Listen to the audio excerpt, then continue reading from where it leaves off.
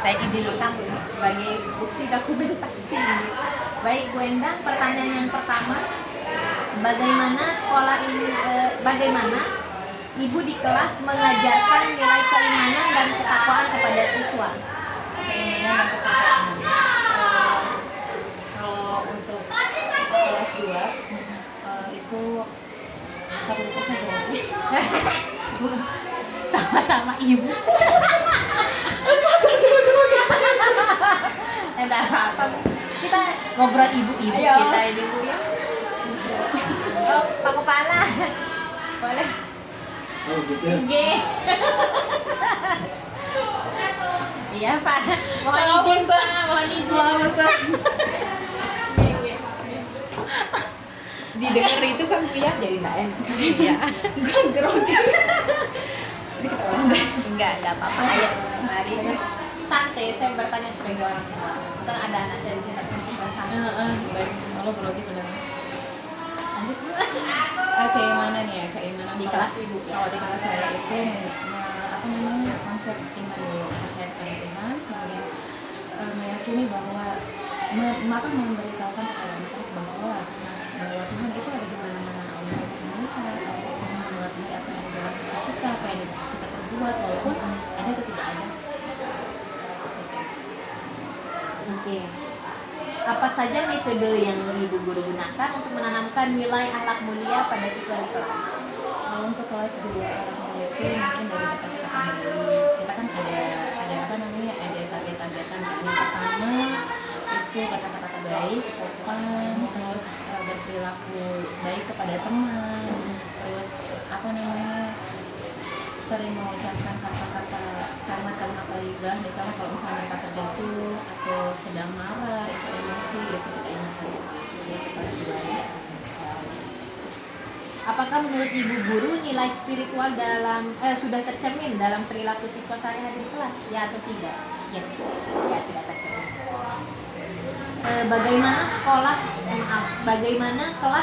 Bagaimana Ibu guru di kelas membantu siswa untuk belajar lebih mandiri dalam mengambil sebuah keputusan?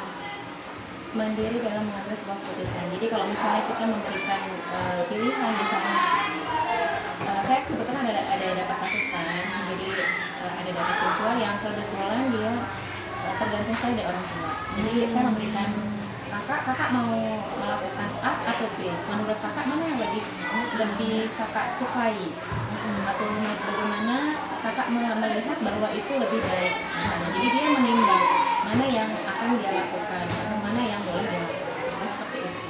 Gitu sih. Indah suaranya lembut sekali. Iya, Masya Allah, enggak seperti itu.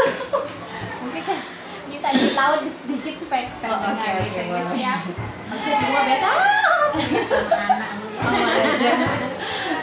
Baik, selanjutnya Bu Endang. Bagaimana Ibu Endang membantu siswa menjadi lebih mandiri di dalam kelas dalam belajar dan mengambil sebuah keputusan? Kalau belajar, mereka kita berikan kebebasan. Ya, apa yang mereka misalnya mandiri ya, dulu. Kalau jadi kita berikan kayak misalnya ada tugas, mereka kerjakan dulu tugasnya. Kalau misalnya mereka nggak bisa, baru kita. Sedangkan untuk yang perilaku ya gitu ya bisa ya. Kan kelas 2 itu masih kadang ada yang bisa ditemani ke kamar mandi dan lain sebagainya. Paling kita cuma menemani saja, kemudian mereka bebas untuk bukan bebas sih, maksudnya belajar untuk menyelesaikan tugasnya. Maksudnya itu untuk dirinya sendiri. Apakah ada kegiatan khusus di kelas Bu Endang untuk mengajarkan kemandirian? Maksudnya begini, apakah di kelas Ibu ada kegiatan untuk mengajarkan anak-anak kemandirian? Biasanya ketua kelas itu diganti setiap bulan. Yang pertama, yang kedua itu mengecek setiap barang-barang yang mereka bawa. Biasanya kalau kelas 1 kelas bawah itu kan masih Betul. suka terlupa barang-barangnya gitu. Jadi cek dulu barang-barang ini nggak boleh ada yang ketinggalan. Atau misalnya kayak barang remeh kayak pensil, terus hapus, itu kan rentan sekali untuk hilang kan. Jadi seperti itu. Baik, bagaimana cara Ibu Endang menilai perkembangan sikap mandiri siswa dari waktu ke waktu? Biasanya kami ada kayak, biasanya saya tuh membuat kayak ada ada apa sih namanya ya, evaluasi gitu untuk anak. Misalnya untuk semester pertama kayak saya di si A misalnya, si A itu suka meninggalkan barang dan lain sebagainya, atau dia tidak tuntas di kamar mandi misalnya. Jadi dia apakah nanti di semester 2 dia masih melakukan hal yang sama atau ada sedikit perubahan di situ. Baik. Kita lanjut ke gotong royong. Sejauh mana prinsip gotong royong diterapkan di kelas Ibu Endang? Kalau gotong royong di kelas saya memang masih agak sedikit berkurang. Maksudnya nggak tidak mencapai targetan saya ya. Iya.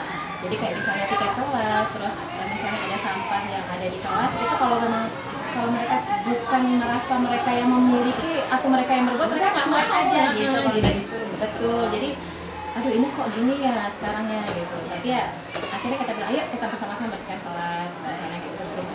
Siap. Bagaimana Ibu Endang mengajarkan pentingnya kerjasama dan tolong menolong di antara siswa di kelas?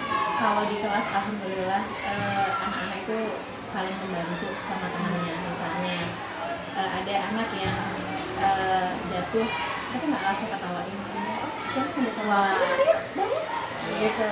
Atau misalnya ada temannya yang sesuatu, misalnya mohon maaf ada yang misalnya dia melakukan pipis di celana gitu, dia nggak ngetawain temennya tapi dia langsung lapor, Ustazah ini pipis misalnya, boleh kita temenin ke kamar mandi. Wah, Gitu. dewasa, Kak. Itu luar biasa anak saya kalau bagian yang kerjasama ini. Siap benar sekali. Baik, apa saja kegiatan yang di kelas Bu Endang yang menekankan pada kerjasama dan gotong royong? Itu tadi ya, kelas sama kalau misalnya ada teman yang butuh bantuan tuh cepat mereka. Cepat Kalau tanggap. bagian kerjasama iya. Bagaimana Ibu Endang mengajarkan siswa untuk menghargai kebinekaan dan perbedaan budaya serta agama? Kalau di saya itu di awal sekali saya ngomong bahwa kita itu adalah ciptaan Allah dan Allah itu menciptakan kita dengan sebaik-baik penciptaan. Jadi apapun bentuk temannya, misalnya kayak fisik temannya atau bagaimana, itu kita tidak boleh mencela. Jadi ketika kita mencela teman-temannya, mengejek teman-temannya, maka kita sudah mengejek Tuhan.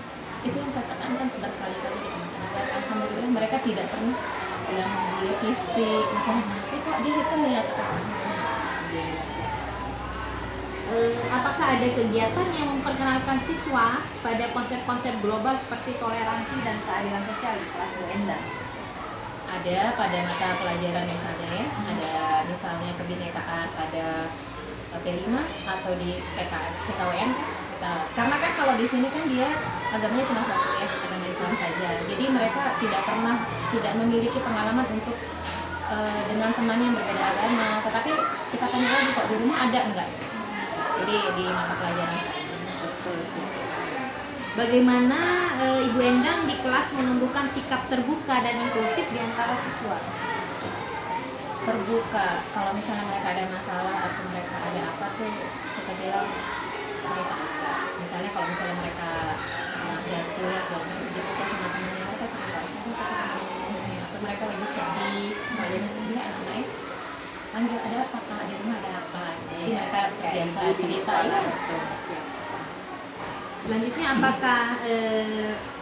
apa saja strategi yang digunakan Bu Endang di kelas untuk mengembangkan kemampuan berpikir kritis siswa? Kemampuan berpikir kritis itu biasanya anak-anak kan dia berbeda-beda ya, berbeda-beda kemampuan. Jadi kami membebaskan misalnya ada tugas A, terserah mereka mau nyampe ke tugas A itu dengan cara apapun. Jadi dia bebas dan melakukan tugasnya mereka sesuai dengan kecenderungan mereka masing-masing. Yang penting selesai. Yang penting selesai. Bagaimana Ibu Endang mendorong siswa untuk bertanya, menganalisis, dan memecahkan masalah dengan cara yang kritis? Biasanya kita memberikan, kalau di kelas tuh memberikan sebuah permasalahan. Menurut kakak, bagaimana ya jika seperti ini? Jadi kan jawabannya beda-beda ya. Mungkin teman-temannya bilang A, B, C, D gitu. Mereka terus akhirnya, nah menurut kalian dari penuturan teman-teman itu seperti apa? Siap. Bagaimana siswa merespon dulu ketika kegiatan pembelajaran yang mengutamakan berpikir? Responnya bagaimana kalau ibu mau mengajarkan hal-hal yang kayak kita matematika mikir banget ini gitu bahasanya kan? Biasanya sih kalau di saya misalnya kalau materinya agak-agak berat, kita mencari bahasa penyampaian yang agak mudah ke anak-anak.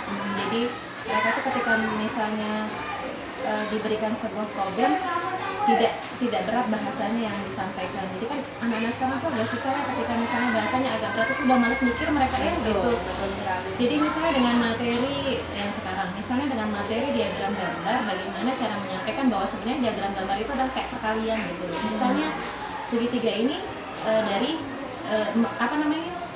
mewakilkan dua buah barang misalnya. Ini anak mereka nggak mau mikir, apa sih kayak gimana sih deh. Akhirnya kita ini 2 nih, terus tambah lagi 4, tambah 6, tambah lagi. Oh, Menarik, harus yang menarik. Yes. Gitu. Betul. Siap. Bagaimana Ibu Endang memberikan ruang bagi siswa untuk mengembangkan kreativitas mereka di kelas? Kalau itu seperti yang saya bilang tadi tuh ya, karena mereka punya bakat masing-masing, punya kecenderungan kesenangan masing-masing. Jadi ketika misalnya mereka sudah menuntaskan pekerjaan mereka terserah mau melakukan apapun yang mereka sukai, selama masih dalam koridor yang kita tetapkan. Betul, kita kan punya peraturan sendiri di kelas. Siap. Apakah ada program atau kegiatan khusus yang mendorong kreativitas siswa? Biasanya nanti ada pada masing-masing pembelajaran. Misalnya kayak sentra, itu kan sentra seni dan lain sebagainya. Atau misalnya pembelajaran matematika kan tidak harus melulu materi gitu kan. Jadi menurut kalian nih kalau misalnya begini bagaimana? Baik. Menurut Ibu Endang, bagaimana peran kreativitas dalam membantu pembelajaran siswa secara keseluruhan? Kalau anak-anak kreatif maksudnya memiliki banyak ide, itu mereka kayak yang mudah kita mengarahkannya. Jadi kalaupun misalnya ada teman yang merasa kesulitan, kita nggak perlu yang kak minta tolong bantuin ini gitu, karena mereka sudah biasa, ini nggak bisa ya, ini harus begitu. Siap. Bagaimana Ibu Endang di kelas mengajarkan dan menegakkan disiplin pada siswa? Disiplin. Kalau disiplin itu kita mulai dari awal pembelajaran. Jadi kita menentukan peraturan yang harus kita jalani selama 1 tahun itu. Sebenarnya peraturan itu bisa berubah kapan saja tergantung situasi. Tetapi peraturan yang kita buat, kita usahakan itu bersama dengan anak-anak. Jadi kita tidak dari kita untuk membuat peraturan itu. Misalnya kita mau anak datang tepat waktu dan lain sebagainya. Termasuk kita juga mencontohkan kepada anak. Siap. Apa saja tantangan Ibu Endang hadapi dalam mengajarkan disiplin kepada siswa di kelas? Tantangannya biasa ada aja ya, tapi yang lebih besarnya itu orang tua ya, Lagi-lagi orang tua. Karena kita di sekolah tidak bisa jalan sendiri tanpa peran orang tua. Nih misalnya kita mau anak datang tepat waktu, tetapi orang tua entar dulu masih repot dan lain sebagainya, atau ada peraturan lain yang memang mereka harus menjalankan, tetapi orang tua tidak membantu kami di rumah. Siap. Pertanyaan terakhir, Bu Endang. Apakah menurut Ibu Endang sikap disiplin siswa sudah berkembang dengan baik? Kalau kita lihat barometer dari semester 1 ke semester 2, alhamdulillah ada perkembangan yang sangat baik menurut saya di kelas saya sendiri. Tetapi memang kembali lagi ada beberapa hal yang tidak bisa kita kontrol semuanya. Kita maunya semuanya, tapi pasti ada aja yang 1-2 yang atau beberapa yang tidak sesuai dengan keinginan kita. Betul. Siap. Alhamdulillah sudah selesai, Bu Endang. Terima kasih banyak untuk waktunya, Bu Endang. Ya, mohon maaf saya mengganggu waktunya dalam mengajar siswa ya. Cepat rampung. Alhamdulillah, semoga dimudahkan, Bunda. Amin. Terima kasih banyak. Sekarang orangnya kerugian soalnya.